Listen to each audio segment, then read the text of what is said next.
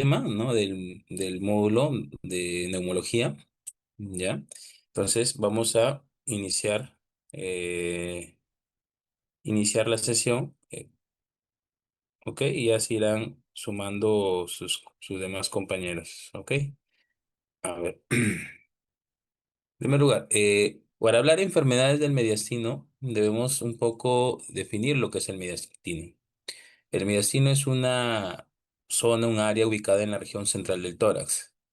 Debemos conocer sus límites, delante del esternón, en las partes laterales, las pleuras mediastinales, y en la parte posterior, las vértebras dorsales y los arcos costales.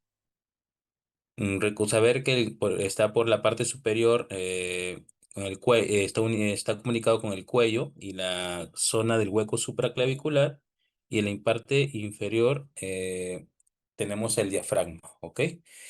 La división del mediastino se hace a veces de manera arbitraria, no tiene unos estrictos fundamentos anatómicos. Sin embargo, la división nos va a dar bastante valor para la evaluación clínico-quirúrgica. En una radiografía de tórax vamos a encontrar el mediastino. En la parte central vemos señalado con la, con el color verde, vemos ahí la estructura del mediastino, ¿no? Que se ve en la parte central, ¿no? Que incluye la parte donde vemos la tráquea y lo que es la silueta cardíaca.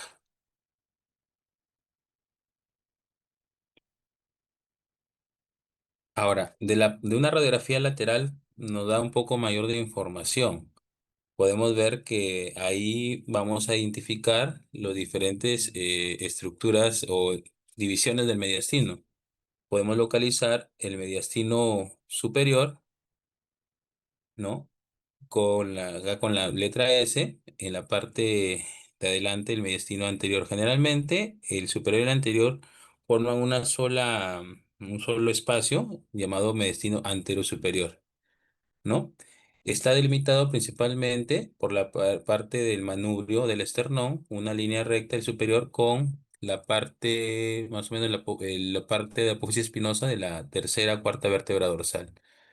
El mediastino anterior por el esternón y la parte anterior del pericardio.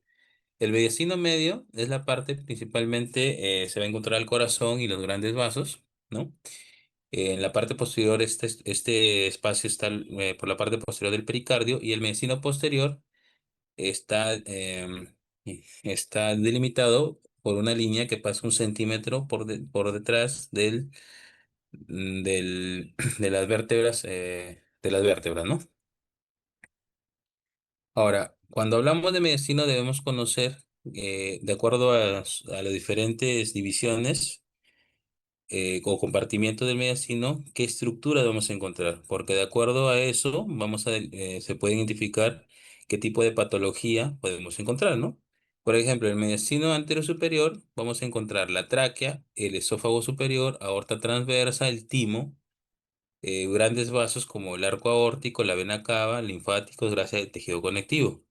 En el mediastino medio, como mencionamos, principalmente está el corazón, pericardio y grandes vasos, ¿no? Pero también podemos encontrar estructuras de vía aérea como la tráquea y los bronquios principales. Y en el mediastino posterior, principalmente, vamos a ver la cadena parasimpática, el nervio vago, conducto torácico, aorta descendente, linfáticos y grasa. Si nos damos cuenta, algunas estructuras van a estar localizadas tanto en cualquiera de los tres mediastinos, ¿no? En cualquiera de los tres divisiones del mediastino. Entonces hay que tomarlo por ejemplo, los linfáticos vamos a encontrar tanto en el anterior superior, en el medio y en el posterior, ¿no? Por ejemplo, la tráquea va a estar tanto en el superior como en el medio, ¿no? Entre otros, ¿ok? Entonces hay que tomarlo en consideración. Entonces, ahora, una vez que ya tenemos cierta idea de la división de los compartimientos del mediastino y de las estructuras que podemos encontrar en cada uno de estos compartimientos, vamos a hablar ya un poco más de la patología mediastinal. En primer lugar, vamos a hablar de lo que se denomina el síndrome mediastínico. El síndrome mediastínico es un conjunto de síntomas y signos, ¿no? Que resulta principalmente son resultado de la compresión de uno o varios órganos del mediastino. Es un efecto principalmente mecánico y se da principalmente por tumores malignos, el 70-80% de los casos. También lesiones benignas en menor cantidad, ¿no? Puede haber inflamación por procesos inflamatorios crónicos o agudos. En realidad, los signos y síntomas guardan relación por la localización y la rapidez de la que se presenta la evolución de estos procesos.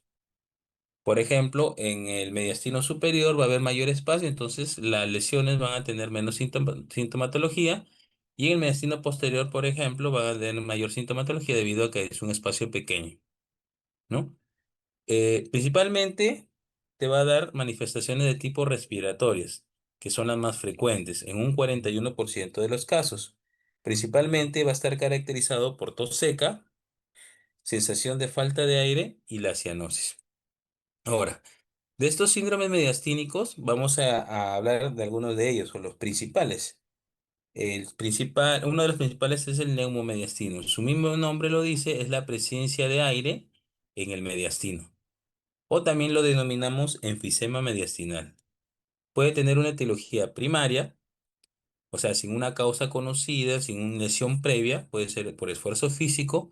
Cualquier maniobra de Valsalva, por ejemplo, una tos, defecación, inclusive el mismo parto puede producir un neumomediastino. O puede ser secundaria a alguna enfermedad, por ejemplo, agudas como neumonías, entre otras, y también patologías crónicas como el asma bronquial, EPOC, tuberculosis.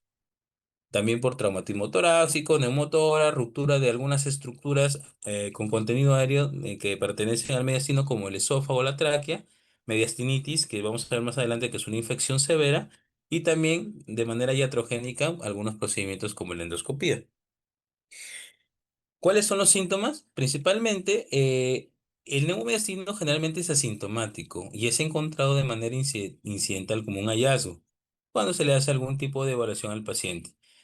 Pero cuando hay síntomas, el síntoma predominante es el dolor retroesternal tipo pleurítico, algo así como el que mencionan en el neumotora, ¿no? Se asocia además disnea, que está relacionado con el tamaño del neumomediastino. Puede haber tos, generalmente no productiva. Al examen físico vamos a encontrar el famoso enfisema subcutáneo. Es decir, no solamente va a quedarse en el mediastino, sino puede migrar hacia lo que es el tejido celular subcutáneo. Y a la palpación podemos sentir esa sensación del enfisema. Puede producir incircuitación yugular al aumentar la presión en la parte en el mediastinal, y puede producir disminución del retorno venoso de las diferentes venas. Signo de Hammond, que es el crujido o chasquido sincrónico con los latidos del corazón, que vamos a auscultar en el precordio. Esto se debe a la presencia de aire en los tejidos, ¿no? El signo de Hammond. ¿Cómo se produce esto? Mire, el aire va a ingresar al mediastino por la ruptura de los alveolos, ¿no? De los alveolos, del bronquio o de cualquier estructura que contenga aire. También puede ser por una ruptura de una perforación intestinal, que es mucho más raro. El aire va a pasar de la cavidad abdominal hacia el mediastino, ¿no? A través de los mediafragmos, ¿no? Es mucho más raro, pero también es una probable causa. Entonces, el aire se va a abrir paso por el intersticio peribroncovascular hacia el mediastino, y tenemos que tener en cuenta que en muchas ocasiones el neumomedicino está asociado al neumotórax, pero también puede que no esté asociado al mismo. Entonces acá vemos el efecto de Macklin, ¿no? Que lo hemos descrito hace rato, hace un momento, ¿no? El aire de los alvéolos rotos migra centralmente a lo largo de las vainas intersticiales broncovasculares hacia el mediastino, y puede extenderse al cuello, el abdomen o las extremidades. Muchas veces se ve un enfisema generalizado, ¿no? Que puede incluir la cara, los brazos, inclusive los miembros inferiores. ¿Cómo lo vamos a ver en la radiografía de tórax? Vemos una radiografía de tórax posterior anterior y vamos a ver, por ejemplo, imágenes radiolúcidas en el tejido celular subcutáneo, por fuera de la caja torácica, ¿no? Ven acá un incremento de la radiolucidez, ¿no? Que es de manera heterogénea. Ese es el enfisema subcutáneo. Y además vamos a ver, por ejemplo, en la delimitación del mediastino, vamos a ver que se va a dibujar una línea bien definida radiolúcida que corresponde a la presencia de aire, delimitando las diferentes estructuras mediastinales.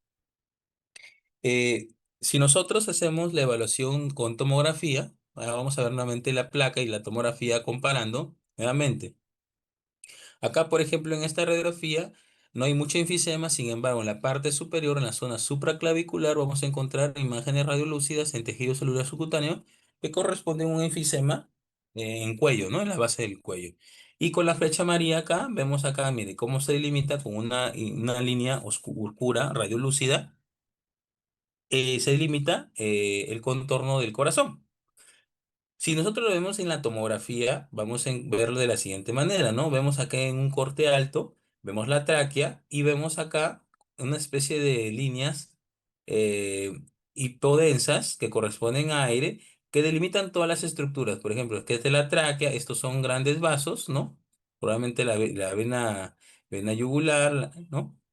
Y vemos cómo están delimitados, ¿no? Mucho más abajo vemos nuevamente la tráquea, cómo delimitan los límites de los grandes vasos, y acá, por ejemplo, cómo delimita el corazón, ¿no? Acá el bronquio principal derecho, el bronquio principal izquierdo, ¿no? Esa es la forma como se va a ver el neumomediastino, ¿no? Se puede hacer con radiografía, pero como lo vemos, va a verse mucho más claramente mediante una tomografía. Entonces, el tratamiento ahora. Si nosotros encontramos el neumomediastino, generalmente es de tipo conservador el tratamiento. El paciente debe estar en reposo. Se le puede dar sintomáticos en el caso que cause dolor o alguna otra molestia. Oxigenoterapia se le puede dar no por desaturación, sino el oxígeno, al igual que en un neumotórax, puede ser parte del manejo clínico de presencia de aire tanto en el intestino como en el espacio pleural, ¿no? Puede haber controles radiológicos, ¿ok? Para poder ver cómo evoluciona. Cuando el neumomedicino causa mucha sintomatología, causa mucho dolor, causa síntomas relacionados con la compresión de otras estructuras, ya es necesario drenajes, tratamiento quirúrgico. Y en el caso, por ejemplo, que el neumomedicino sea secundario por ejemplo, una perforación esofágica, una perforación traqueal, a una infección del espacio mediastinal, ya se refiere a tratamientos mucho más invasivos, como drenajes quirúrgicos, mediastinostomía, entre otras cosas. Básicamente, depende de la causa y, segundo lugar, depende de la sintomatología del tratamiento que vamos a dar. Pero la mayoría de casos es un tratamiento conservador. Otra patología que debemos revisar dentro de los síndromes mediastínicos es la mediastinitis aguda, que en realidad es caracterizado por una inflamación con el tejido conectivo que rodea todas las estructuras mediastínicas. Es causada por una infección y es una enfermedad, un cuadro muy, muy grave con alto riesgo de muerte, ¿ok? De alta mortalidad. Vemos acá el dibujo en el lado derecho, ¿no? Vemos cómo señala la flecha, imagen hipodensa, ¿no? En el mediastino. Y si lo vemos en el corte ya en vivo, vamos a ver que hay un espacio de proceso inflamatorio con bastante fibrina y tejido y secreción purulenta, ¿no? Es una mediastinitis. Etiología, cuando hay una infección de alguna estructura contigua al mediastino, por ejemplo, una infección pleural, del pulmón, de un ganglio, cuando hay una herida penetrante, ¿no? Por ejemplo, por un arma blanca. Posoperatorio es una causa bien común, una de las causas más comunes, poscirugía cardíaca, postesternotomía medial. Origen interno puede ser por lesiones cervicales, perforación también del esófago, por ejemplo, traumatismo cerrado, un secundario a un procedimiento invasivo como la esofagoscopía. También puede ser espontáneo, como el síndrome de Borja, que es la ruptura o la perforación del intestino secundario a vómitos intensos, ¿no? Ingesta de cuerpo extraño, ingesta de cáustico, cáncer del esófago y alguna ruptura de suturas en un paciente que ha sido operado del esófago, ¿no? También por lesión en otras estructuras como la tráquea y el bronquio y por afectación perovascular. Entonces, todas estas causas hay que tomarlas en consideración.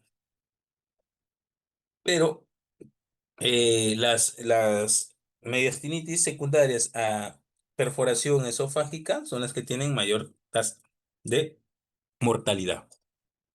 ¿Cuáles son los síntomas que van a presentar los pacientes? Generalmente es una infección, un proceso inflamatorio de comienzo súbito y generalmente da signos de una infección severa, como un síndrome séptico. Sabemos muy bien cuáles son los criterios de sepsis, ¿no? En relación a la fiebre, a los síntomas generales, y puede haber afectación de la perfusión produciendo un shock séptico, produce hipovolemia, hipotensión, alteración del sensorio.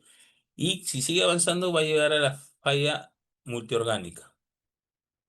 Pero también puede haber síndromes locales, por ejemplo, va a producir dolor torácico, retroesternal, síndrome de compresión mediastínica, por ejemplo, va a haber una compresión del esófago que se manifiesta clínicamente como disfagia, obstrucción de la tráquea, produciendo obstrucción de la vía aérea alta. Puede producir enfisema subcutáneo secundario al gas que van a producir los gérmenes que están asociados a esta infección, o también pioneumotoras cuando la infección se va hacia el espacio pleural. El diagnóstico por imágenes puede ser por radiografía de tórax, sin embargo, la tomografía es la que nos va a dar mayores luces en relación al problema. ¿Qué vamos a observar en la tomografía? Un ensanchamiento del mediastino, la presencia de colecciones mediastínicas mediante imágenes de densidad heterogénea, ¿no? Con zonas de necrosis, zonas de aire en su interior, ¿no? Por la formación de aire bacterial. Puede haber neumomediastino, derrame pleural y neumotórax. Se le debe realizar cultivo de la secreción y el tratamiento, como tenemos que es un cuadro infeccioso severo que llega inclusive al shock, se debe dar soporte vital.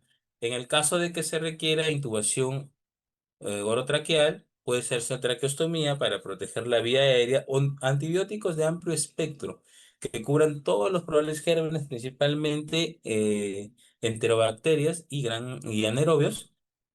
En el caso que sea necesario, va a haber tratamiento quirúrgico con drenaje mediastínico. El paciente se le hace una mediastinoscopía con la colocación de drenes para que drene toda esa secreción y corrección quirúrgico de la lesión específica. Por ejemplo, si es perforación de tráquea, tiene que hacer un tratamiento para lo mismo, o del esófago o de otra estructura.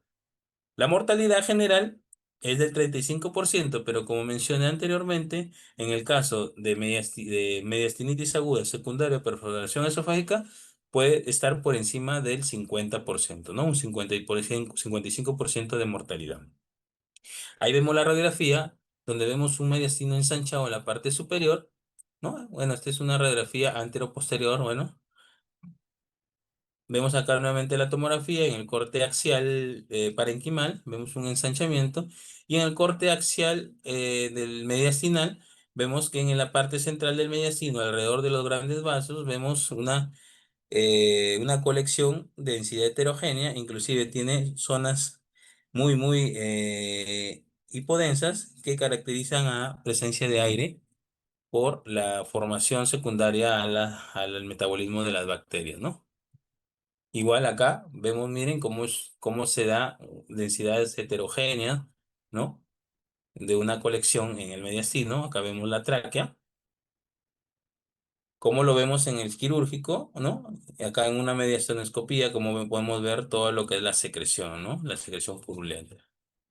Vemos ahí que es una esternotomía donde están colocando, luego de hacer un lavado, un tratamiento quirúrgico de la causa probable, colocan unos drenajes para que pueda drenar toda la secreción que se forma hasta que los antibióticos hagan efecto, ¿no?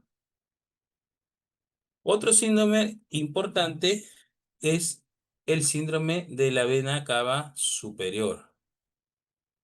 Este síndrome es caracterizado por síntomas que van a presentarse por un deterioro del flujo sanguíneo a través de la vena cava superior.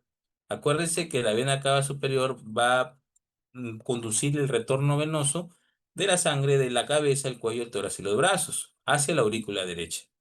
Entonces, Puede haber una compresión intrínseca o extrínseca de la vena cava superior y va a producir una disminución del retorno venoso.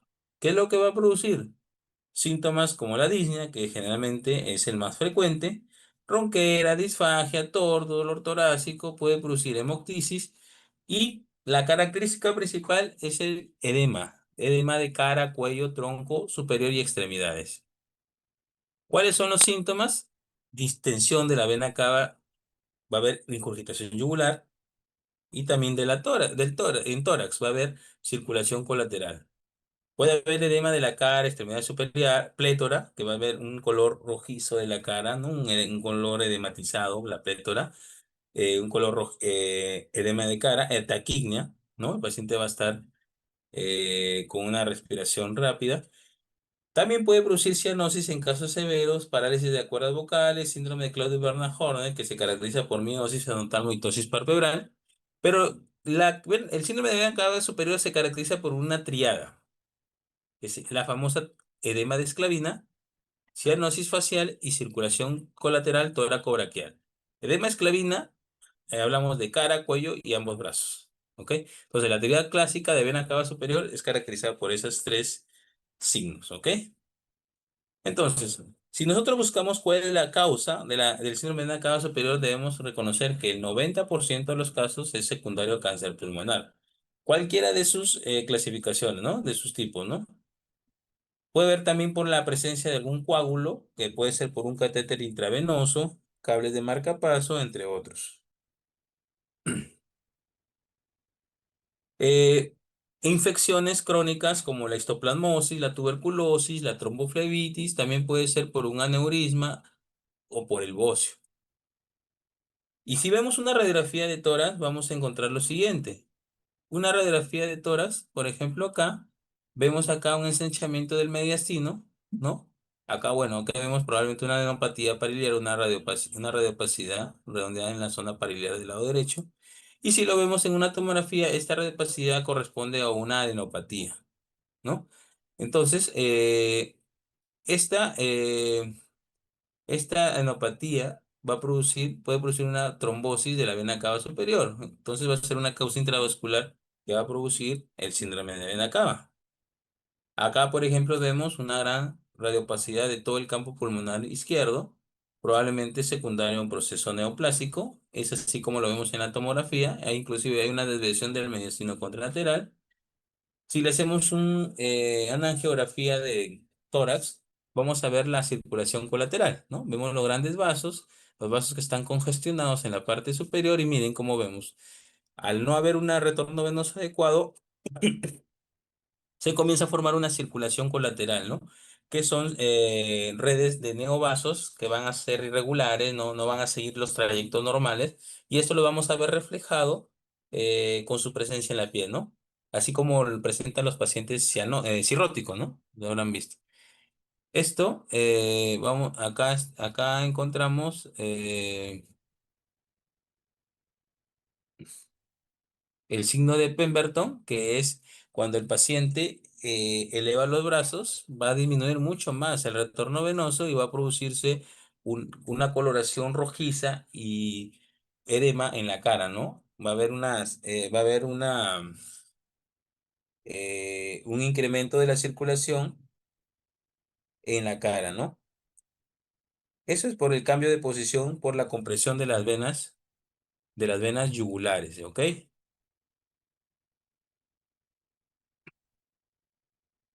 Acá vemos la circulación colateral, ¿no? Mira, vemos acá cómo se ve en la pared torácica anterior la circulación colateral, ¿no? Acá igual, mucho más notorio, ¿no? En esta paciente y en este paciente mucho más notorio, con un incremento también en lo que es la vena yugular. Acá un paciente, ¿no? Con un incremento marcado un edema del cuello, de los brazos y de la cara, el famoso edema en esclavina, circulación colateral, y luego de haber recibido tratamiento quimioterápico un paciente con cáncer, por disminución del tamaño tumoral, ya vemos cómo ha mejorado, ¿no? Entonces, a igual manera, ¿no? Vemos acá cómo es la diferencia volumen de miembros superiores, ¿no? Un edema mucho, un marcado es visible en el caso del miembro superior del lado izquierdo, ¿no?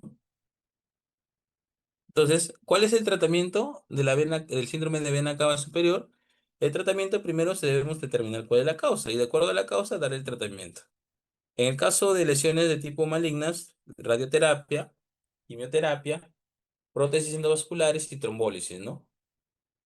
La mayoría de pacientes que si tienen este síndrome son secundarios a causas malignas y generalmente el tratamiento es paliativo. Eh, que un paciente con cáncer presente síndrome de vena cava superior es un mal pronóstico.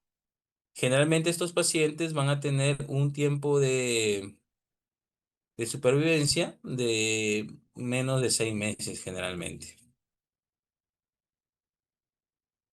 Muy bien. Una vez que hemos revisado los principales síndromes mediastinales, como el neumomediastino, la mediastinitis aguda y el síndrome de Nakaba superior, vamos a tratar de cubrir otro tema muy importante, que son los tumores mediastinales. Los tumores mediastinales, en primer lugar, debemos considerar la división del mediastino, ¿no? Y de acuerdo a esa división del mediastino, vamos a encontrar las diferentes tumoraciones, la localización de las diferentes tumoraciones, de acuerdo a las estructuras que se ubican de manera normal en estas divisiones. Por ejemplo, en el mediastino superior vamos a encontrar el timoma, el linfoma, eh, tumores de tiroides y paratiroides, y en el anterior, aparte del timoma, tumores germinales, ¿no? Adenomas, linfomas, lipomas. En el medio, generalmente alteraciones de la vía aérea grande y del pericardio, por ejemplo, quiste broncogénico, linfoma, y en la parte posterior principalmente tumores de origen neurogénico, ¿no? Como neurolinoma, neurofibroma, entre otros, ¿no? Y también podemos encontrar quistes gastrointestinales. Entonces, eso no son todas las tumoraciones, tanto benignas o malignas, que podemos encontrar muchas otras, pero son las principales. Y acuérdense muy bien que depende de en qué compartimento encontramos la lesión para poder determinar la probable etiología de esta patología. Ahora, todas estas tumoraciones, estos tumores tienen ciertas características comunes. Por ejemplo, los síntomas dependen más de la localización y del volumen del tumor que de su naturaleza. Generalmente, la mayoría de síntomas que producen estas lesiones son del tipo mecánica, ¿no? Por la ocupación del espacio mediastinal. Muchas veces estos tumores son asintomáticos, ¿no? Porque generalmente, como su acción es mecánica, deben tener un gran tamaño para recién producir sintomatología. Entonces pueden ser encontrados o hallados de manera incidental cuando se les realiza un examen por imágenes de tórax a un paciente, ¿no? Sin sintomatología. Pero también pueden haber síntomas en específicos, como dolor, molestia de tórax, una tos no productiva de manera persistente, entre otros, ¿no? Pero puede haber síntomas respiratorios, síndrome de vena cava superior también puede producirse, y también algunas infecciones, unas manifestaciones endocrinas en algunas patologías glandular o que se asocian a este tipo de problemas. Si debemos un cuadro, acá tenemos un cuadro donde vemos que cuando se presentan síntomas, el principal síntoma es el dolor torácico, seguido de la pérdida de peso, la disnea, puede ser la tos, entre otros. Esos son los síntomas principales en la etiología maligna, y en el caso de características benignas, la mayoría van a ser asintomáticos, casi el 40%. Y el síntoma principal va a ser la disnea. Entonces, el diagnóstico de los tumores mediastinales es incidental, como mencionamos. Sin embargo, el tipo de examen que se realiza para encontrarlo es la imagen de tórax, principalmente la radiografía de tórax. La tomografía de tórax es el examen que se recomendado para hacer un diagnóstico y un seguimiento para por ejemplo, para algún tipo de tratamiento o algún procedimiento que se realiza en estas lesiones. También se puede utilizar la resonancia magnética y también se realiza, en el caso de que no se pueda determinar la etiología con tomografía, se puede realizar la obtención de una muestra histopatológica mediante biopsias transtorácicas. Por ejemplo, puede ser por VIPA, puede ser por VAX, puede ser mediastinoscopías, puede ser por biopsias también transbronquiales, entre otros. Entonces, ahora vamos a repasar un poco de los diferentes tumores en los diferentes compartimientos. Por ejemplo, como habíamos dicho, el mediastino superior y anterior se juntan en un solo compartimiento, que es el compartimiento del mediastino superior anterior. Acá correspondemos de color rojo el timoma, que es el tumor más común. Luego otros tumores del timo, linfoma, lesiones de tiroides como el bocio, paratiroides, adenomas, tumores germinales, adenopatías metastásicas no tumorales, carcinoma mediastínicos, tumores mesenquimales, grasa pericardial. Entonces, el timoma es el tumor más frecuente del timo y del mediastino anterior. Tiene un crecimiento lento. Generalmente, más del 50% de los casos es asintomático y tiene una misma prevalencia tanto en hombres como mujeres, generalmente mayores de 40 años.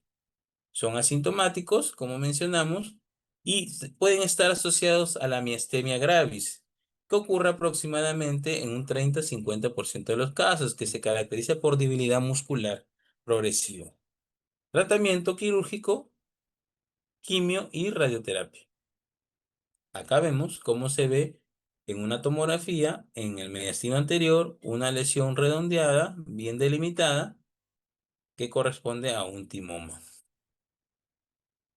Otro tumor frecuente en el mediastino anterosuperior tenemos el bocio multinodular. Generalmente es el 10% de las masas mediastínicas y son derivadas de la tiroides, que corresponden a bozo mediastínico. O sea, un bocio que crece en la tiroides y va creciendo hacia abajo y va a extenderse de la zona cervical hasta la parte del mediastino anterior. Muchas veces su efecto mecánico puede comprimir vía aérea y es en esos casos que generalmente se da el tratamiento de tipo quirúrgico. Vemos aquí, ¿no? Cómo es, acá tenemos en la parte superior la lesión que procede de lo que es en la localización donde debería estar la tiroides y vemos cómo de ahí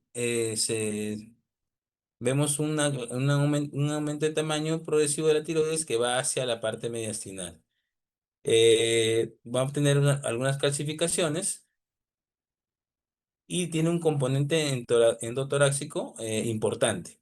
Si se dan cuenta, esta lesión tiene imágenes hipodensas en su interior que corresponden a probable necrosis. Mientras más grande sea la tumoración, vamos a tener mayores signos de necrosis en su interior. Esto debido a que mientras más crece va a haber una mayor necesidad de nutrientes para el crecimiento, que eso se obtienen a través de la irrigación de los pequeños vasos. Entonces, lo que hace se desvían los vasos de las zonas que ya no es necesario o no tienen una necesidad alta hacia las zonas que tienen necesidad alta y hay una disminución de la irrigación sanguínea en estas zonas que produce necrosis, generalmente en la parte central. Otro tumor importante es el linfoma, que en realidad es el 15% de las masas mediastínicas, el 90% afectan al mediastino anterior como en parte de otra enfermedad diseminada. Es el tumor mediastínico más frecuente en los pacientes pediátricos. Y acá tenemos dos grandes divisiones, el linfoma de Hodgkin y el linfoma de no Hodgkin. El linfoma de Hodgkin es el mediastino más frecuente. Las edades 60-85 años, eh, el 60-85% de los linfomas tienen afectación mediastínica en el momento de su diagnóstico. El pico tiene dos picos, ¿no? En torno a los 20 años y luego de los 55 años. Una forma de diagnosticar o patognomónica que encontramos son las células de Rec-Steinberg dentro del estudio histopatológico, ¿no? De las muestras. El linfoma no Hodgkin tiene una afectación torácica de un 50% de los casos y Ambas, tanto Hodgkin como no Hodgkin, pueden producir enfermedades adenopáticas enfermedades con adenopatías muy voluminosas, muy grandes, en mediastino, en más de un compartimiento, ¿no? Acá vemos, ¿no? Una imagen redondeada. Esta es una tomografía con contraste, ¿no? Vemos el contraste acá. Este es un vaso, acá es otro vaso, y este es el ganglio, ¿no? Un linfoma, ¿no? Vemos de gran tamaño, pared bien delimitada, bien encapsulada. Acá tenemos, ¿no? Un corte coronal, donde vemos, ¿no? Las dimensiones, ¿no? Y acá, parece una gamografía, un examen donde vemos la alta actividad que se encuentra dentro de la tumoración. Acá vemos otro examen. eh, ¿No? Donde vemos igual una adenopatía grande que compromete o que está alrededor de diferentes estructuras vasculares. En el centro, una imagen hipodensa con signo de necrosis. Vemos el contraste alto y la gran actividad que hay.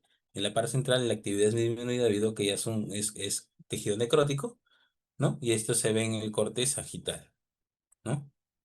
El corte coronal, disculpe. Entonces, aparte del linfoma, otro tumor importante son los tumores germinales. Los tumores germinales van a derivar de cualquiera de las tres capas primitivas de las células germinales, el endodermo, mesodermo o ectodermo. Es el 10 al 15% de los tumores del mediastino anterior en adultos, son en pacientes adultos jóvenes, ¿no? Entre 20 a 40 años, y la mayoría son benignos, pero en los varones tiene mayor riesgo de malignidad. El más común de estos tumores es el teratoma.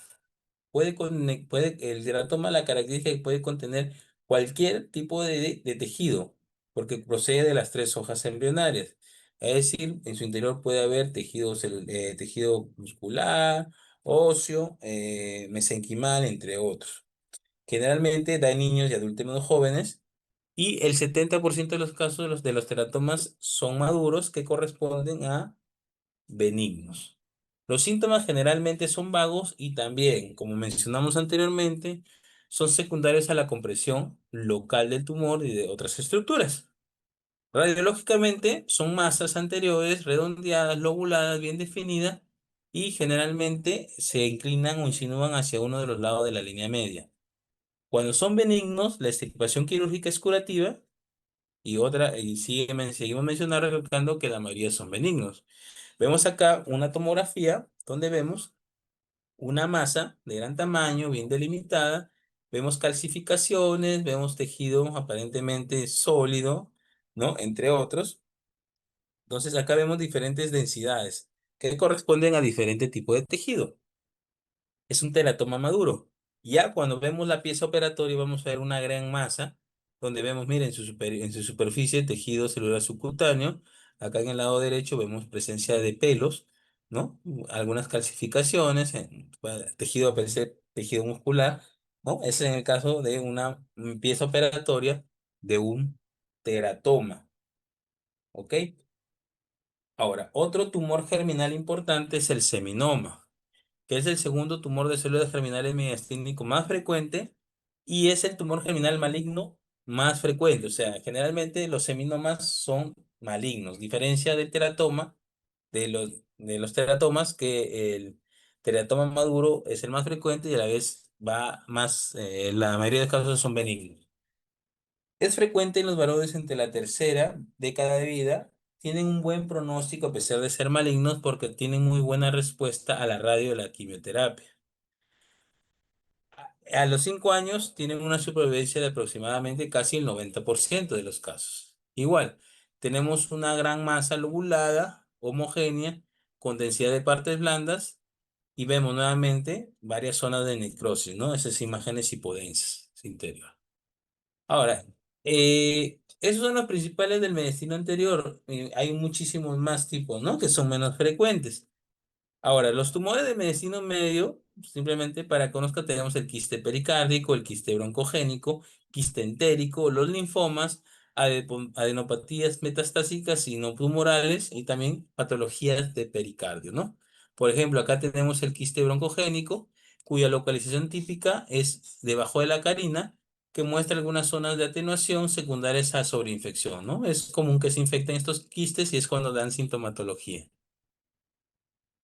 Adenopatías, ¿no? Esta es una tomografía con contraste, vemos acá la aorta y vemos cuál es, muchas veces la tomografía con contrastes nos da bastante información para poder diferenciar una adenopatía de un vaso, que a veces es muy difícil en los cortes axiales tomográficos, ¿no? Pero acá vemos que las adenopatías no captan contraste, ¿no? A diferencia de los vasos, ¿no? Por donde transita el contraste. Acá vemos, por ejemplo, también podemos encontrar lipomas en el mediastino medio. Vemos acá una lesión eh, con bordes lobulados, sin realce, contraste, compatible con lipoma. ¿Ok? Ahora, tumores del mediastino posterior, como mencioné, los más frecuentes son los tumores de tipo neurogénicos, como el neurolinoma o schwannoma, neurofibroma, ganglio neuroblastoma y el neuroblastoma. Estos, el 95% se producen en el intestino posterior. Su malignidad es mayor en niños que en adultos. Por ejemplo, en menores de 2 años, 100% de estos tumores son malignos. Y en mayores de 15 años, ya ha disminuido hasta un 7,5%. Y mientras más aumenta la edad del paciente, menor posibilidad de que estos tumores sean malignos. Los más comunes son tumores de las vainas nerviosas, los schwannomas neurofibromas, pero también tenemos tumores de células ganglionares y paraganglionares. Entonces, el neurolinmoma o schwannoma es el tumor benigno originado en el neurilema de los nervios periféricos y raíces raquídeas. Es el más frecuente de los tumores neurogénicos. Consiste en masas nodulares encapsuladas pegadas a la superficie del nervio, pero no llega a englobarla. Es firme. Generalmente se descubre incidentalmente cuando se hace una radiografía y son benignos, salvo en pacientes que se asocia a la neurofibromatosis. Tratamiento quirúrgico de la resección, ¿no? Acá vemos en un corte axial, vemos aquí la vértebra, ¿no? La espina y ya vemos acá el schwannoma, ¿no? Que sale de la vaina nerviosa, ¿no? Que está saliendo de la parte vertebral. Nuevamente acá igual, un schwannoma bien pegado a la zona paravertebral, ¿no? Corresponde a un schwannoma. El neuroblastoma, habíamos mencionado que es un tumor maligno, generalmente de tipo maligno, y vemos también cómo se encuentra, ¿no? Una radiopacidad, una imagen, disculpen, hipodensa, con lesiones siempre, mientras más grande el tumor, mayor signo de puede haber mayor grado de necrosis, que afecta y este sí engloba lo que es a la vaina neural, a diferencia del schwannoma que es benigno, ¿no? Bueno,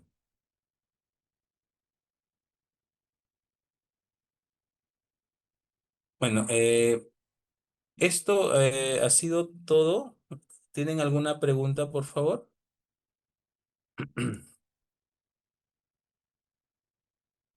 Todo claro, doctor. Bueno, chicos, entonces les agradezco la atención. Sí, creo que el día de mañana es su examen. Espero que les vaya bien. Estudien todos y ya nos estaremos viendo para otra ocasión. Cuídense. Hasta Gracias, luego. doctor.